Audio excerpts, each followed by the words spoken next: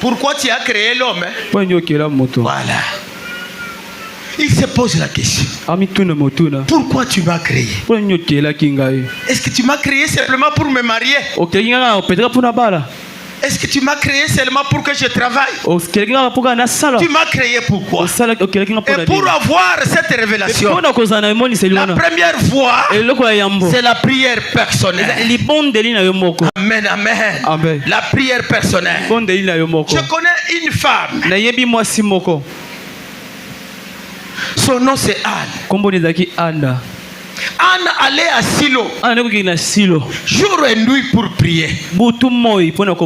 Amen, amen. Qu'est-ce qu'elle disait à Dieu? Cette Anne-là, quand elle allait à Silo pour prier, elle avait un même objet qu'elle demandait à Dieu. Elle disait quoi?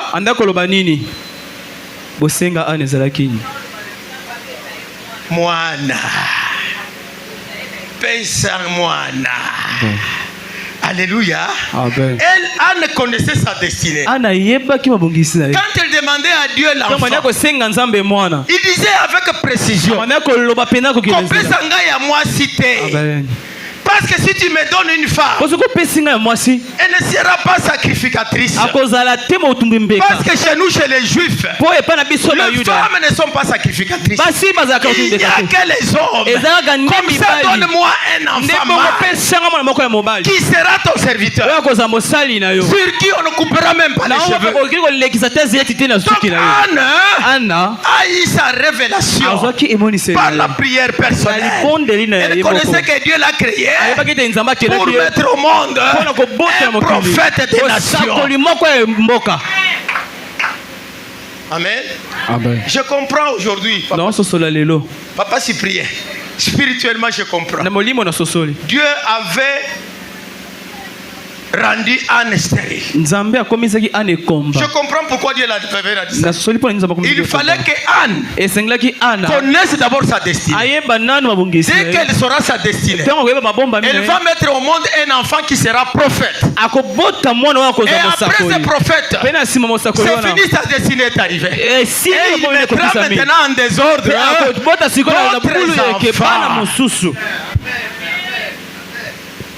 Amen. Il a reçu la révélation de sa destinée. Amen, amen. Elle était mère de prophète Samuel. Amen, amen. Elle était mère de prophète Samuel. Peut-être vous aussi. Dieu vous a déjà révélé une chose. Il vous a déjà révélé une chose. Écoutez-moi.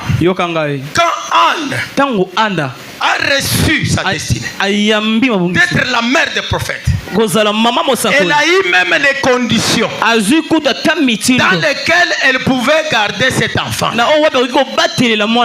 parce que c'était la destinée.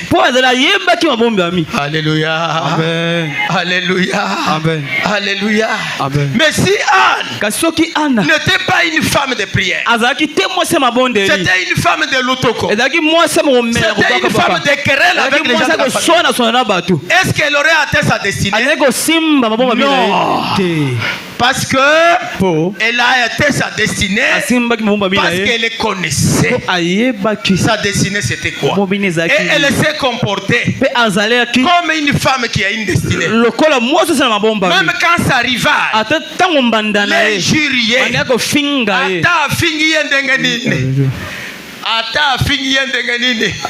Anne, qu'est-ce qu'elle faisait? Elle souriait. Pourquoi elle souriait? Elle connaissait qu'elle a une destinée. Sa destinée c'est quoi? Mettre au monde un enfant. Un enfant qui sera prophète. Si elle avait suivi les caprices de sa rivale, Pénina l'injurie, elle aussi injurie Pénina. Elle n'allait pas atteindre la destinée. Pour atteindre la destinée, marcher selon la volonté de Dieu.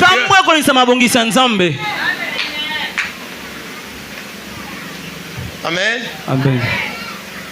Un homme ou une femme qui cherche à avoir la destinée de Dieu ne doit avoir aucun ennemi.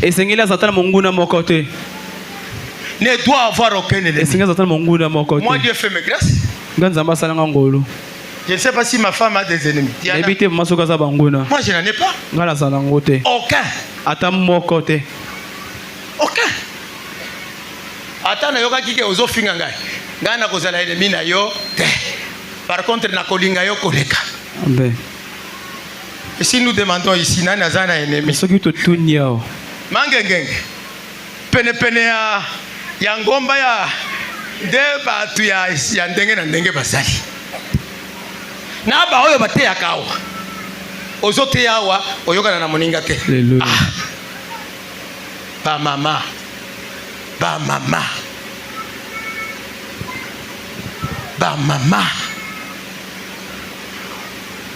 Bofinga na kina mutu songolo. Opesa na kambote te. Ba yebisi oyaka modere. Mama Rita yebisi ngena kwa te. Ba mama, bote na bino ba mama. Bote na bino mama. To se lanzambe mosala. To se na bo yo oini ba to zo pesa na bote na bangote. Ozo sala masumo. Alléluia. Soki ozali awa ezala mbana na yo ya nini? Ya suka. Amen. Okozo dessiner na yo te. Mabomo mite. Bino ba mibali pe bosa raka ikenge. Si tu bino ba ancien. Moi si ancien a pesa na kambote na mutute e kozala te. Si vous en connaissez, venez me dire. Si vous en connaissez, venez me dire. Nous devons craindre seul Dieu. Un homme comme le pasteur. Moi si un pasteur. Ancien. Moi si ancien. Diacre. Moi si un diacre. Il ne faut pas oser na mutoyo. To pesa na kambote te. Soki ozana ye olingo yo kana na yete yaka oye bisangai to décharger yo poste wana. Amen. Amen. To yokani mama dia connaisse. Amen. Mama dia connaisse a cause na muto ya zoloba wana to solaka na yete pona nini? Parce que vous êtes choisi pour annoncer la bonne nouvelle. Bon comme au mauvais. Vous devez y aller pour annoncer la bonne nouvelle. Nous ne devons pas avoir des limites. Au moment où vous êtes maman pasteur, na visite il y a maman pasteur a habité. Yo moni que pas maman Pauline awa. Tolobana to lobisana kate. Maman pasteur. Au moni ngombo yo. Alors on évite maman passer mon topé ça n'a rien côté. Ozo c'est la masumu. Alléluia. Okozo destiné. Alléluia. Bah mon souci c'est qui est plus grave. Oui, c'est que les camarades. Maman ya moana. Maman ya pasteur. Maman ya ancien. Maman qui a connaisse. Azo sur la peine bana na ya aboti. Ya aboti bana wana. Mais à côté bango na fitina nini pozo benga nini binemi à côté bango binemi peut-être bana ya ndeko na ye ancien selenga sana bana ndeko na ye azape na bana mama Élysée azosora na bango te et puis ceux qui m'a bengi maman ancien maman Boya babenga yote.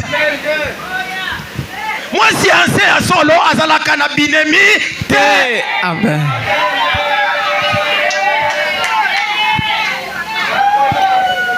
Okozwa destiné te. Amen. Nazana no ebanderi nazo kita. Amen.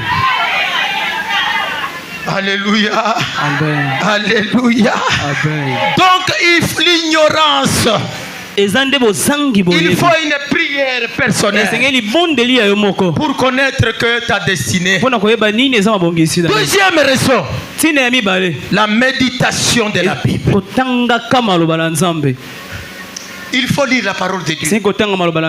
La parole de Dieu va vous dire Maman Fulani, voilà ta destinée.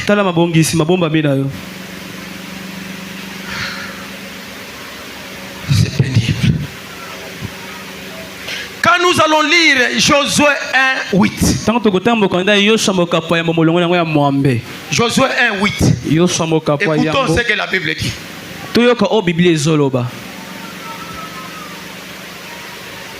Josué 1:8.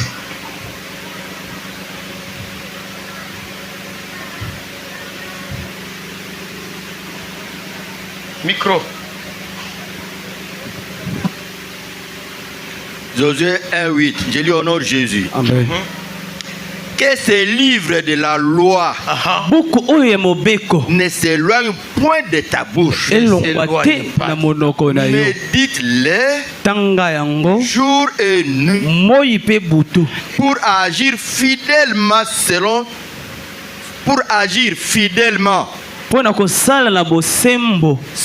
tout ce que j'ai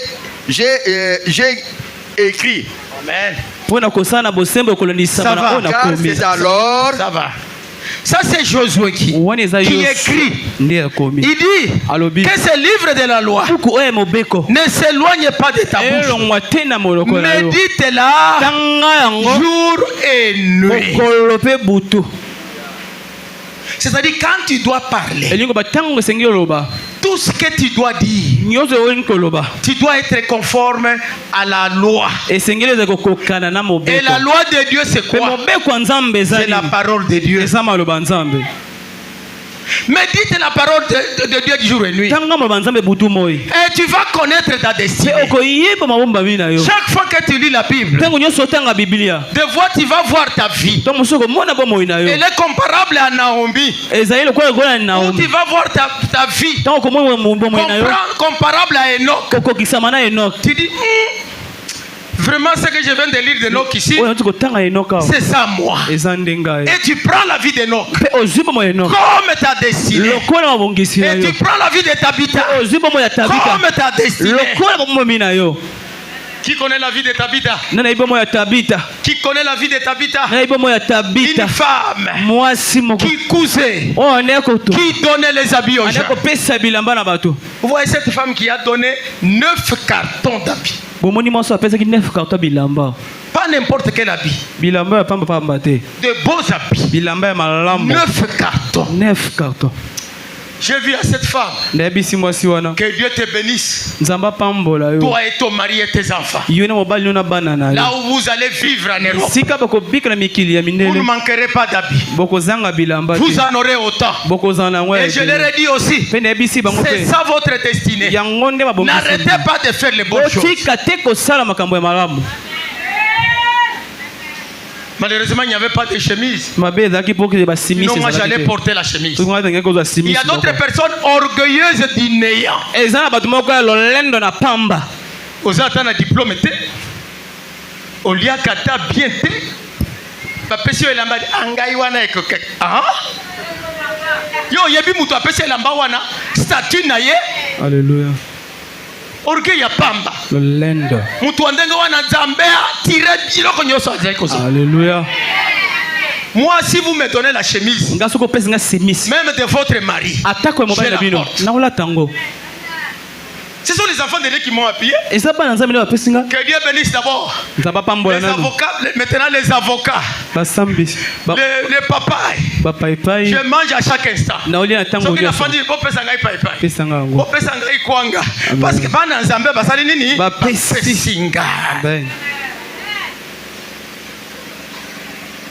dans ces habits, il y a les habits de $100. Hein? Ne jouez pas. Toi, tu n'as jamais porté l'habit de $100.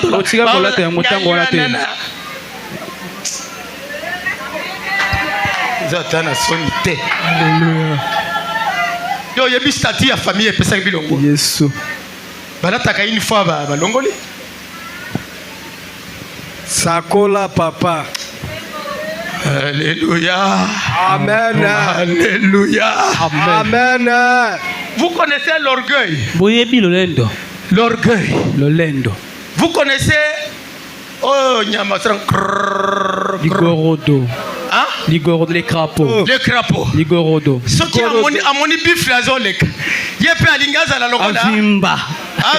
Bamba et l'autre côté. Toboki. De yo. Alléluia. De yo. Un orgueilleux, Dieu ne le bénit jamais. Amen. Jamais. Moi, je n'ai pas de statut comme serviteur de Dieu, comme votre père.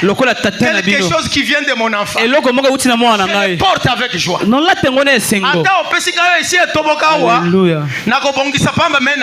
Amen.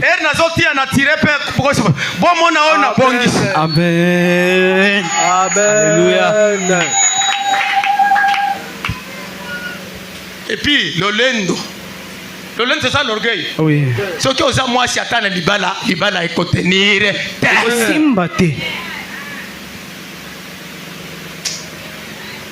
L'olendo. Yanini. Avant ça, l'olendo, mi tuna d'abord nazali nani. Ozalaka wapi.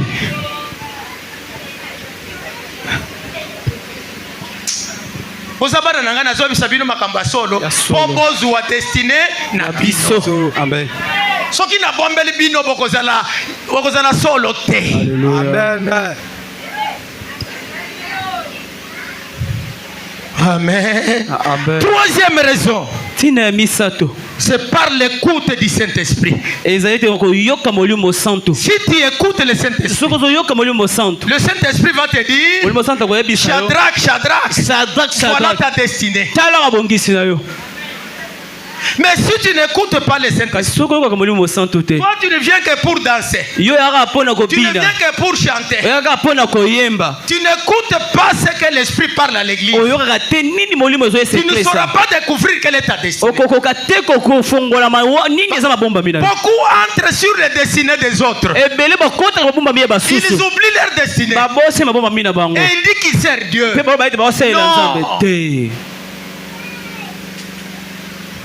Non.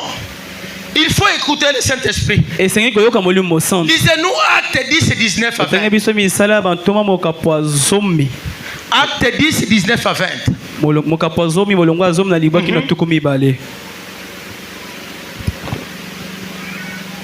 Amen. Amen.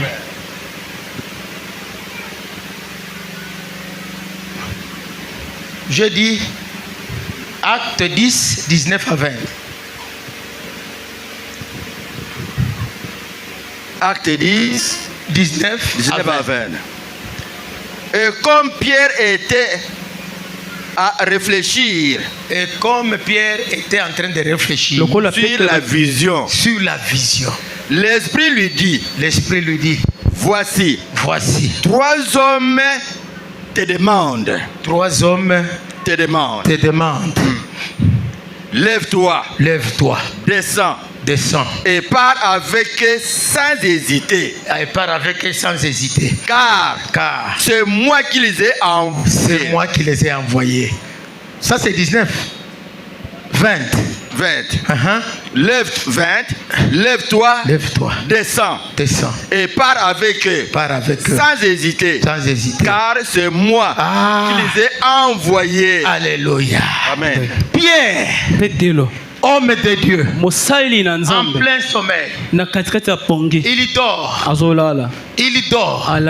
Il voit une vision. On lui amène un tableau. Sur ce tableau-là,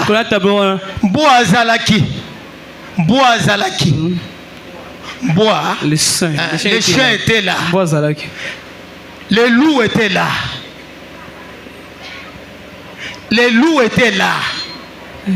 Nalobi na lingala. Mbwa zamba. Mbwa ya zamba zalaki wana. Mbwa zamba zalaki wana. Ozoka son. Amen. Les loups étaient là. Les animaux qui ne mangeaient pas les juifs étaient là. Pierre se réveille. Et l'Éternel, une fois lui dit, prends ça et mange.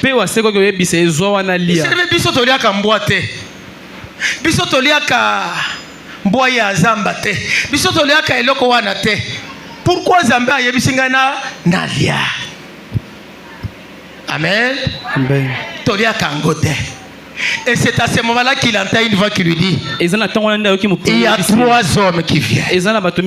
Quand ces hommes viennent, tu vas aller avec eux. Qui sont ces hommes? C'est le peuple avec qui il n'était pas en amitié. Le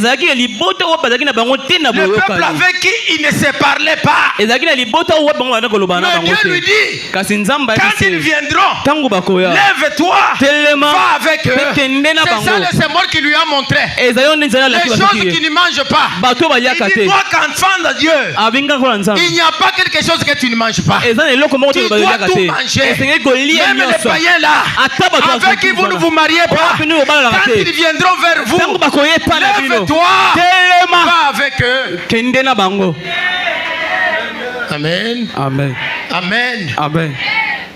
C'était pour lui dire, tu n'as pas de limite dans ta destinée, même chez les mâles, chez les gens qui ne sont pas bons. Va vers eux pour les annoncer la bonne nouvelle. Tu n'as pas de limite.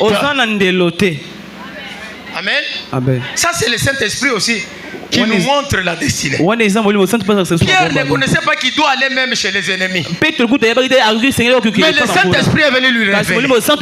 Il y va, même chez les ennemis. Mange, lave-toi, fais tout. Parce que tu es à l'œuvre de Dieu. Et Pierre s'est levé.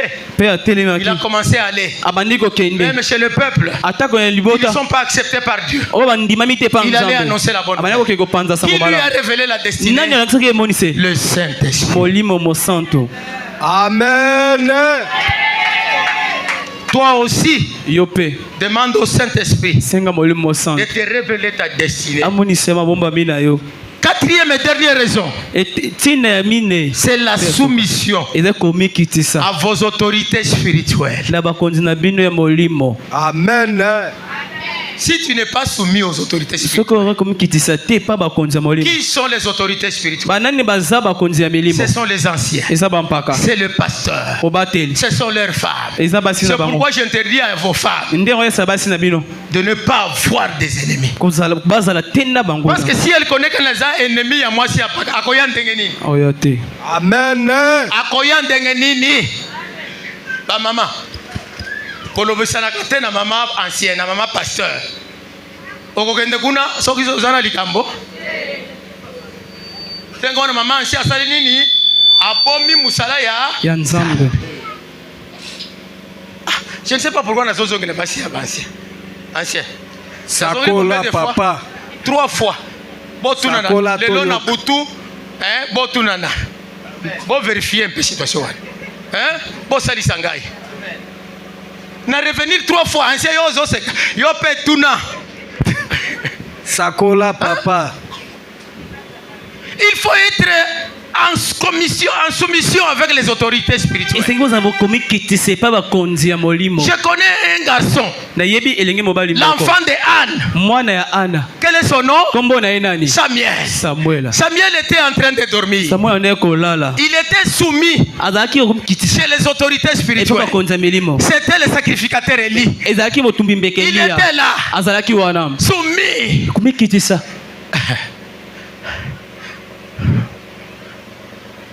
Je me souviens que je dise, ce jour-là, Dieu m'a demandé de prier pour le mariage de quelques filles de l'église. C'était hier. Quand j'ai commencé à prier, Dieu me dit, va un peu dehors. Va voir qui sont soumises à Maman Rite. Qui viennent l'été, elle est malade, mais elle vient faire les prières. Dès que celle que tu verras là, elle doit être mariée incessamment. Je sors. Moutouté. Amen. Moutouté. Ne pensez pas que pour être marié, il faut être bien. Jamais. Jamais. Ozomi kosa bakopesa ozemi bakimi yo pona elongi na yo ya bien wana. Soyez soumis aux autorités. C'est ces autorités qui vont vous amener à la destinée. Et à la bonne destinée. Alors, je me posais la question. On dit maman mususu baye bakama kabazambite. Ata bazo sali la nzambe musala be baye bakate. Moi, ngai mes enfants, bana nanga je les envoyais chez les serviteurs de Dieu. na ndeko tine bo basali na nzambe Kendo toke na bango mai. Surtout moi si akewana. Oya zana poto wana. Non, elle allait chez les gens, lavait même les habits. kosokola Lavait tabi na même les basali na enfants. nzambe kosokola tabana Et Dieu m'a dit quelque chose sur elle. nzambe abisinga eloko Et ça va s'accomplir. pe kokokisama. Mais vous gardez vos enfants à la maison. S'ils viennent dans la maison du pasteur, c'est pour avoir la bonne éducation. bino bozo batela bana bino ndako soki bazo ndako Est-ce que yo peut se faire bien? Mais moi, quand je suis avec une fille chez moi, nga tango nazana mo elenge mo je la surveille. na olandela e Demandez à Tchala. Tchala, il y a un moment, dès qu'elle est habillée d'une manière, elle ne sait pas entrer là où je suis. tango moko sola elenge moko mabe akoki kokote Koti wana, papa Akoloba. Elle a pris une éducation. Amen, amen, amen. Mais vous cachez vos enfants. Vous n'allez pas chez votre mère spirituelle. Vous leur faites du mal. Ils n'auront pas leur destinée. Ils vont s'égarer. Amen. Imaginez-vous si quelqu'un m'appelle moi comme berger. Regarde-moi dans l'église, une bonne fille à marier. Je vais prendre une fille qui ne vient jamais chez moi. Une fille dont tu ne connais même pas comment elle lave les assiettes. Mais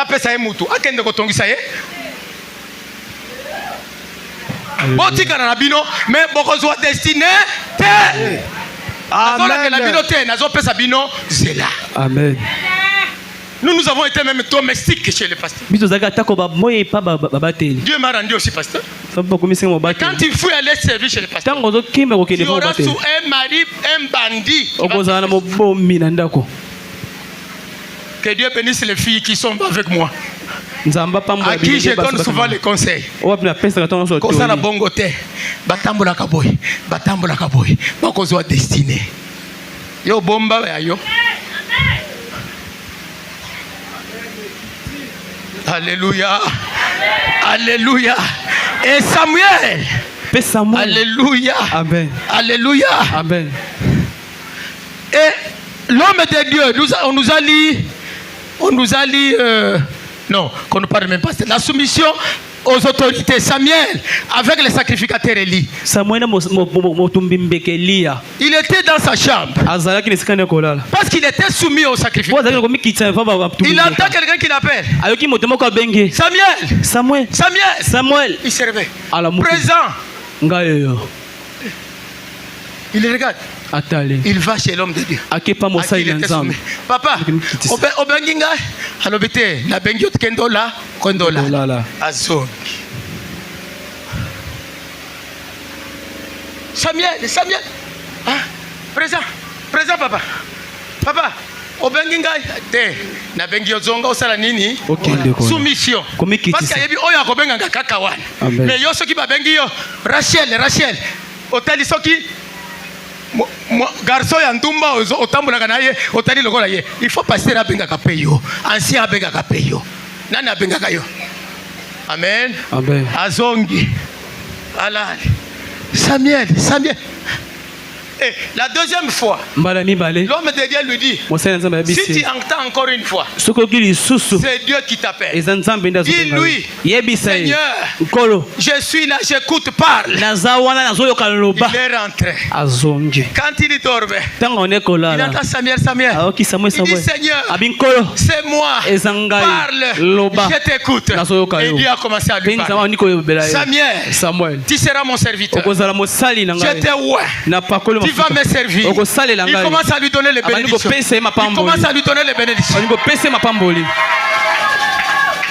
Mais vous êtes soumis à qui? Vous êtes soumis à qui? Qui vous appelle pour que vous lui parlez? Moi je connais. Si tu vois un enfant qui veut venir chez moi, j'ai le nom dans les carnets. À cause là. Ce qui a qui manga, c'est-à-dire Azali. Azali wana boyebi nini? Boyebi. Lokola zoki mangai. Azali. Bano na mona ka papa bonjour. Lokola ka dana ngomo na. Amen. Dès qu'elle arrive. Papa bonjour. Je vois c'est ça les enfants. C'est ça les enfants. Mais yo zo pomba ya yo zo sal la bango ma paix. Yo moko kate ko éduquer spirituellement bana na yo. Alléluia.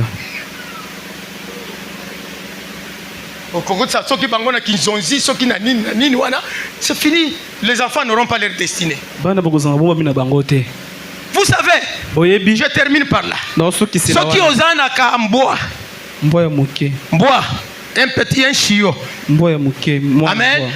Ceux qui aillent à Sumbi na se ambeto. Yo lali sakaye na mbeto. Ceux qui aussi ozuye ozoti na côté na mbeto akusana nini? Okima. Okuboya. Okima. Ce qui est mona mwana azokima epa ya pasteur, c'est-à-dire eza lokola mbwa wana asi asombi na se ambeto alingi aya kuna pe botika koyana na yebibino amen na kombo ya Yesu totelemi. Alléluia. C'est fort. Totelemi.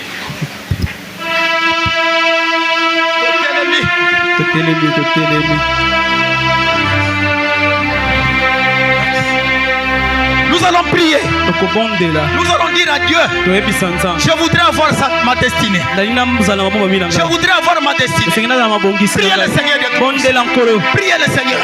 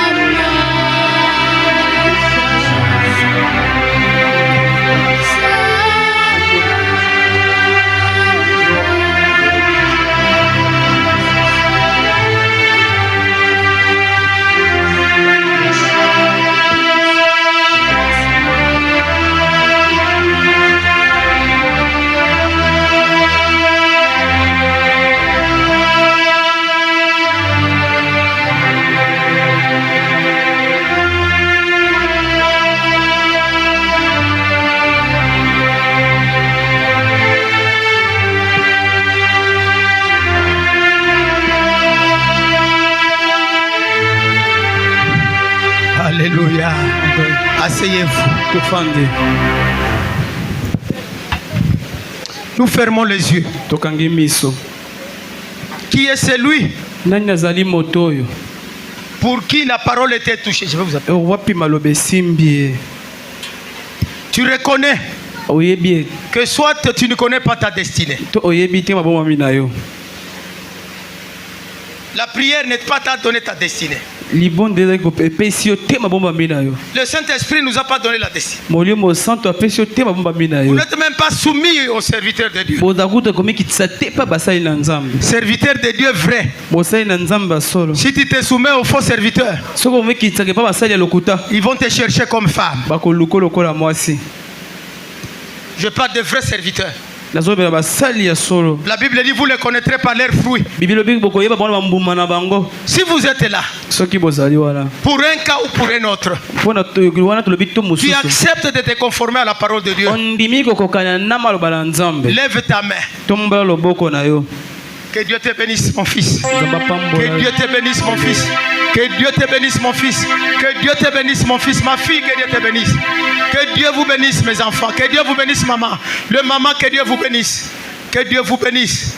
Oh, gloire au Seigneur. Vous allez vous tenir debout là où vous êtes. Tenez-vous debout là où vous êtes. Priez pour ces enfants de Dieu qui ont reconnu, qui ne connaissaient pas leur destinée. Le Saint-Esprit les a révélés. La parole de Dieu les a révélés. Au nom de Jésus. Merci papa mon père. Papa, ils étaient dans l'ignorance. siko papa okolo et que moko na mon papa ayeba destiné na nzama bomo. Pas nous savons papa au dernier jour tu poseras la question à tout le monde. Qu'est-ce que tu as fait sur la terre? Osalaki nini na mabele ngana tiaki na mabele parce que nazalaki ba projet ya malamu ya mabete mais yo salenga ini o nzambe bakozusa bayaro nini bakoloba nini mori wa Jésus ya to papa oluke balanga bato okufa pour kozanga boyebi. Tu n'as pas créé l'homme papa pour hasard kada na mabele o nzambe okubaki moto pour la tina. Maman connaît de la papa la dessus. Pour le papa, ce que nous sommes sur la tombe à l'Onsamba. Pour le papa, mon colonel Zambé, Tozanga Malobate de Monobra, mais tu la massage la bataille. Au nom de Dieu, Amen. Amen. Amen. Que Dieu vous bénisse. Nous allons passer à la Sainte Seine. Mais pour le communiquer, il y a réunion pour le mariage de tous les groupes pour aujourd'hui après culte. Chorale la joie. Toi répéter demain à 18h. Amen, amen. Amen. Non, ça va nous prendre. Ah, yeah. Ancien Lazare, jeune, bilope nazala qui a na église. Bilo nyoso bozala kite, bozala qui va tout combien? Ceux qui 3. Ceux qui vont pas communiquer, bon respect ta carte. Hein? Il y a réunion, ah, je comprends, c'est pour ça. Il y a beaucoup de jeunes qui se mécomportent. C'est ce que nous disons aux parents. Si à la maison vous avez un enfant, surtout les cadets. Si c'est une seule fille parmi les garçons, si c'est un seul garçon parmi les filles, Ata fingio,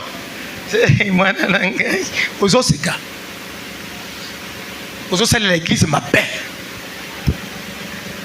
Et dit combien de enfants? Respectez les hommes de Dieu.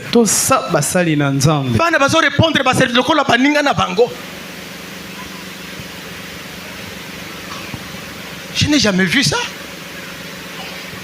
C'est pourquoi laissez-les venir. C'est pourquoi Jésus dit venez à moi. Vous tous qui êtes chargés. Je vais vous enlever les mauvaises habitudes. Vous aurez du repos. Envoyez-nous vos enfants. Je suis venu pour ça. Les impolis, je vais les rendre polis. Amen. Amen. Il y a une fille avant-hier. Ça dit mariage très bien. Amen. Maman Naya Libanda. Maman, sa belle-mère. Aye Libanda. Bango bazana nandako na mobali na yeba chéri. Maman alobi. Mwana nangai nazawa Libanda ya Kanana. Soki maman a changé ki mungongo. Soki asala kini na toi tu es impoli. Midi oyozo yawa. Et mobali nani o répondre azanani. Mobali abimi amoni maman. Maman jamais. Jamais. Makamwandinga wana usaba di soit biloko na yo allez. Kende. Premier jour. Bino bolingi bana na bino bazala ba impoli ba kozala na ba mariage te. Soki asali linga impolitesse bozo banga ba ya epana ngai parce que soki asali impolitesse ngana ko pinire ya liboso. Bozo banga mais vous allez faire marier les filles impolies. Laissez-les venir chez moi. Maintenant, je vais compter les parents qui refusent que leurs enfants viennent chez moi. Alors, je suis venu pour ça. Dimanche prochain, je publie 3 familles. Alléluia. Alléluia. Que Dieu, je vous aime beaucoup. C'est pourquoi je vous dis ces choses-là. Nous voulons que quand quelqu'un vient marier à source de Guillaume-Sel, que le mari une fille attrayante. Nous ne voulons pas avoir des retombées mauvaises. Amen. Amen. Gloire à notre Seigneur. Nous allons entrer dans la prière. Nous allons dire à Dieu, sanctifie-nous. Parce que nous voulons nous approcher à la table. Prions le Seigneur. Demandez pardon si vous aviez péché. Demandez pardon.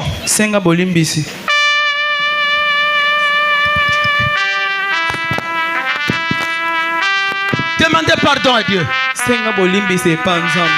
Merci. Merci. Oh, Shadrach. Merci. Merci, Seigneur. Merci, Priez. Demandez pardon à votre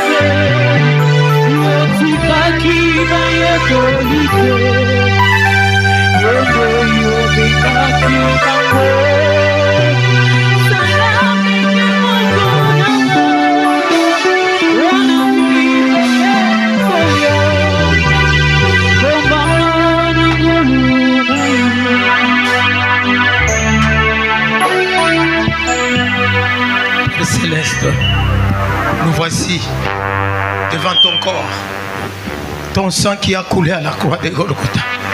Un culte de grande importance.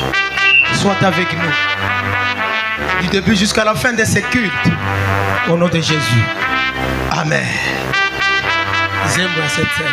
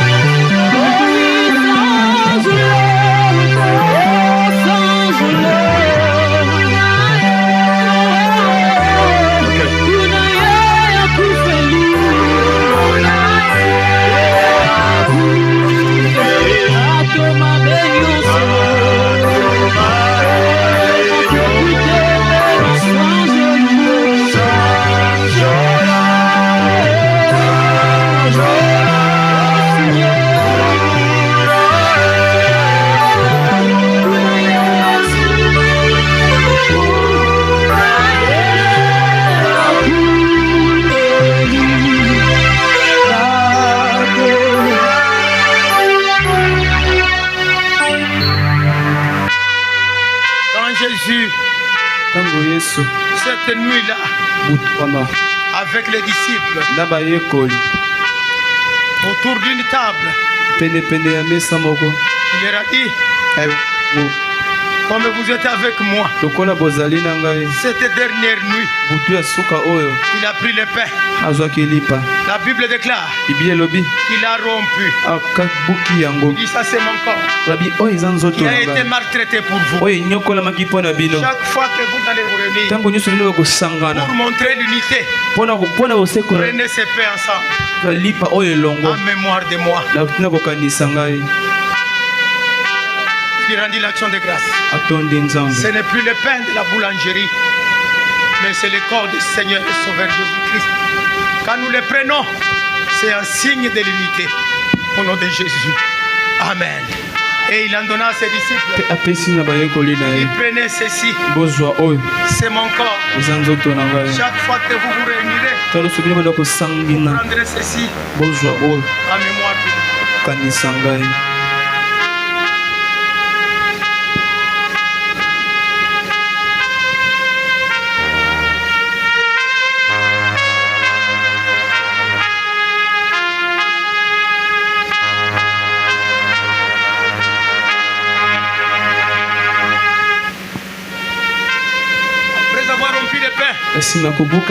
Il a pris la coupe. Il a dit ça c'est la nouvelle alliance. La nouvelle alliance que vous réunirez.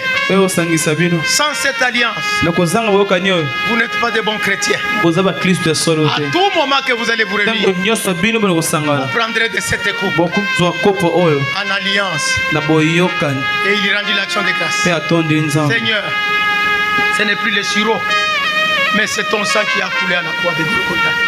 Que quiconque le prendra, qu'il connaisse sa destinée au nom de Jésus. Amen. Et il prenait cela, il donna à ses disciples. Il a dit, prenez cette coupe. C'est ma nouvelle alliance. Vous prendrez ceci en mémoire de moi.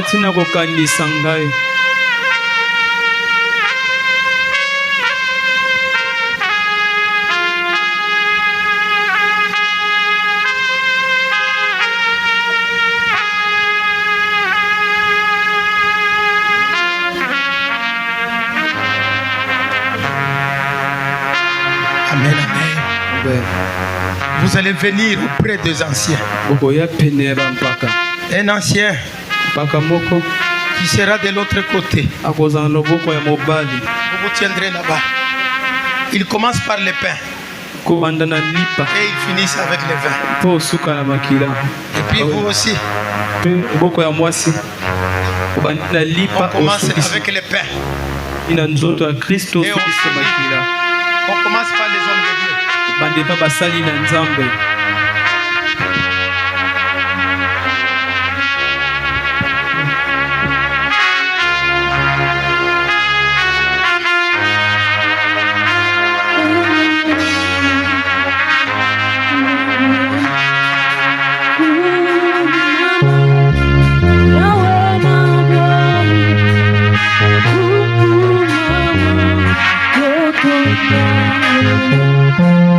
Oh,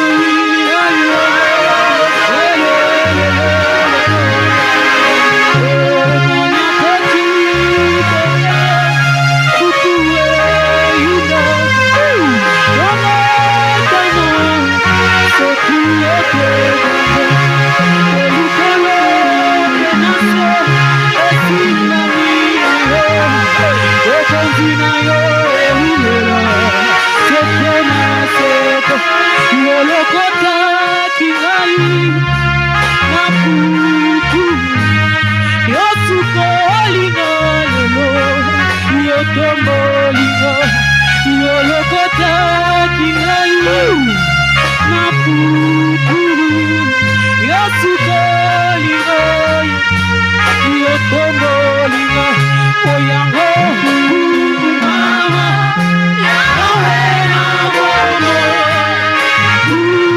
mama yotona mokili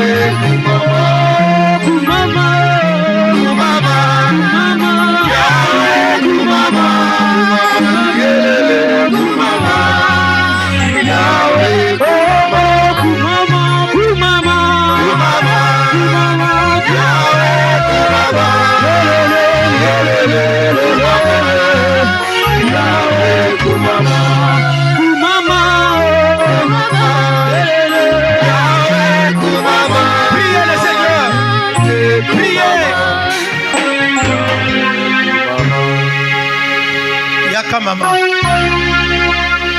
Attendez. Okay.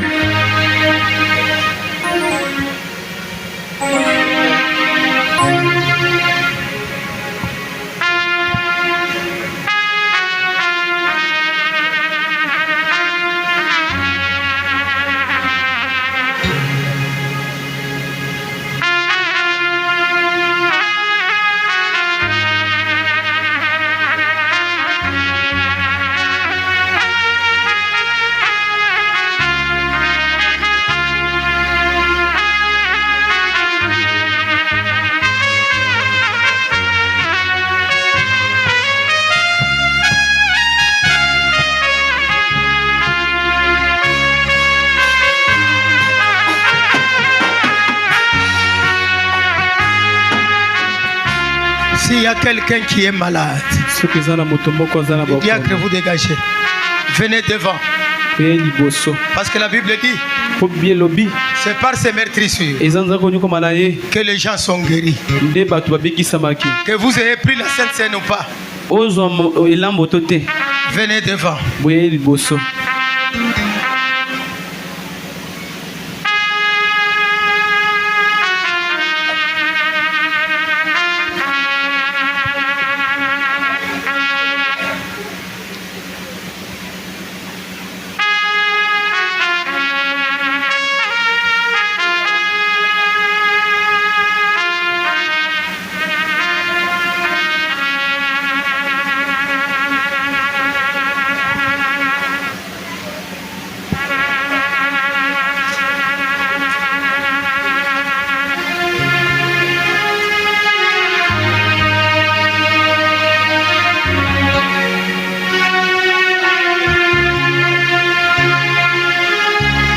Regardez.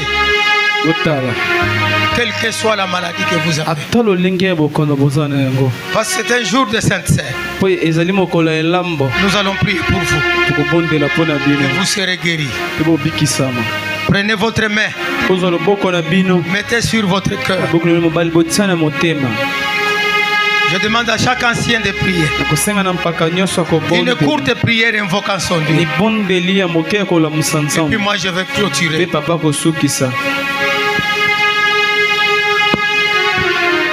Nzambe na lola natiki bana na yo bayeli boso na yo kolo olobi moko te akoya liboso na yo na bokolo okangolaki bakufi miso okangolaki bato babuka mokongo okangolaki bato babuka miso makolo bongo présence na bana na yo liboso na yo tikete yawe longola malade nyonso oyo eza kati na nzoto na bango mipepe nyonso oyo etelemi na kati na banzoto oyo ebuma na kombo na yo Yesu Kristo zwa lokumu chansolama lelo lobi obile kobiso seko amen. Autre ancien, une courte prière. Zamba lola zamba bilembo Yesu talabana baende koluko nsambe aluki batamokili te po akopesa solution te moto apesaka solution ezali yo nsambe namoni mwasi kotanga makila pendant 12 ans asimbela mwana ozwa guérison bana pe baye koluka yo nsambe bana kopesa solution mate bazala ngo Seigneur Jésus moto akopesa kimia ba santé na biso ezali yo nzamba lola yango te koluka yo Yesu mimonisa poza nsambe amen. Père de gloire, n'est-ce pas, tu as dit, venez à moi. Amen. Vous tous qui êtes fatigués, chargés. C'est toi la solution, Père. C'est toi le repos. Oh, Papa, la ngabodi, mon roi Jésus. Pagola bango nzambe. Suga bango nzambe ngabodi Jésus. Pago kele su epala na papa su epala yote nkolo. Kuma mankolo netula ma papa. Pamola bano honor Jésus. Amen. Seigneur Dieu Tout-Puissant, tu m'as envoyé à Mangengenge. Ce n'est pas pour la beauté du quartier, c'est pour prendre le fardeau des enfants que tu m'as confiés. Il y en a qui sont malades, il y en a qui sont fatigués, il y en a qui se posent la question, d'où viendra la guérison? Voici, je viens déclarer ce matin, la guérison ne vient ni de l'Orient ni de l'Occident, mais la guérison vient de toi, l'Éternel Dieu des armées. Je voudrais que ma soeur, je voudrais que mon frère, quelle que soit la maladie, qu'il soit guéri au nom de Jésus. Amen. Amen. Est-ce qu'on peut acclamer le roi des rois?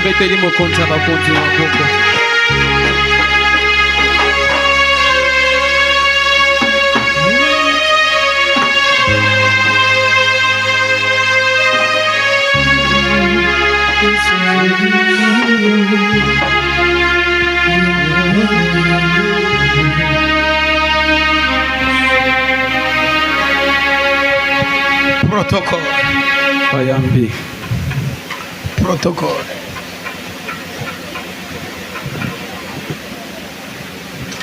Le programme de la semaine. Nous n'aurons culte que vendredi. Comme ça, du lundi au jeudi.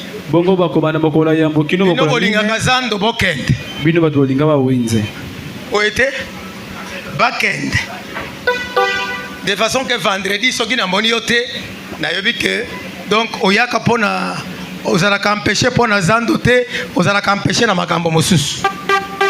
Vendredi, nous tous, nous nous retrouvons ici. Modérateur, diacre Isidore, prédicateur, diacre Cédric, chorale, la joie de l'Éternel, et chars d'Israël.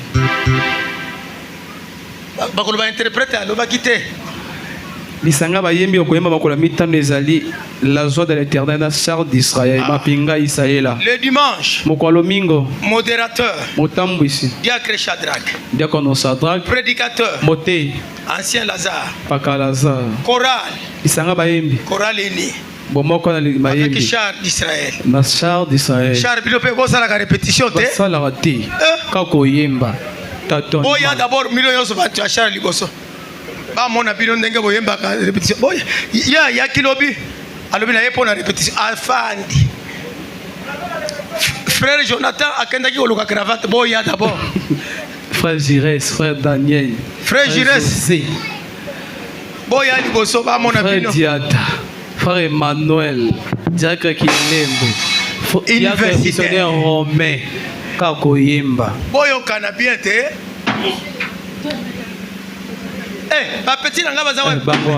Ba kadogo na ngai.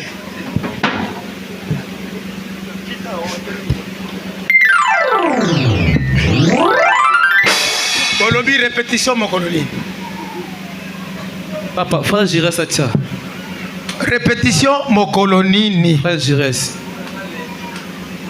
Pour ça na lundi. Bon dimi lundi.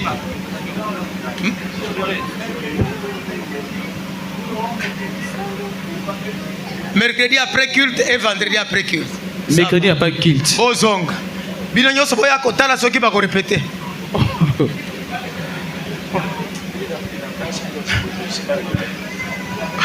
Offrande ordinaire. Mabonza mon message. Tozo pesa offrande ordinaire.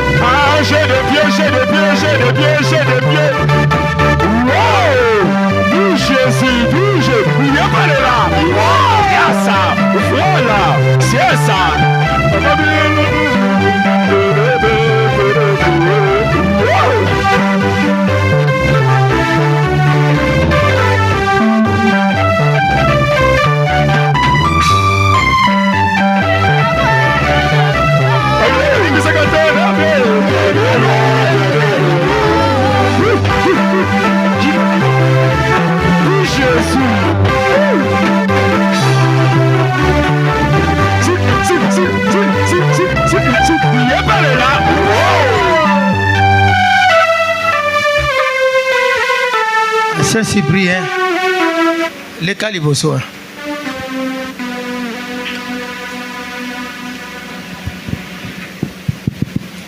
Ngai nazalaka polele et puis mwana wana apesinga bilamba natuni ye yanga ezali te yo papa na tindiri kaka mama Rite na bana soki mutu alobi nakolata te mais soki opesika alobi papa yo pe nakozwa eza yanga te eza nano mingi nazotuna oyo soki nazotuna boye bino basi ya basie oza concerné te oyoki nani azwi nano elamba te depuis tobandi kokabola telema kokosa te kosala lokola nani ase Safira jeton tu donnes le numéro tu signes oyo azwi na mama wivile yo mokolo topesaki bato nyonso oyaki te te bamibali te elamba ezalaka ya basi soki ya mibali eye tokoconsidere bino basi na bino kende ancien pesa bango numéro mama Chantal yo pe telemi yo pe manane commencez non donnez les jetons tu donnes le numéro tu signes tu donnes le numéro tu signes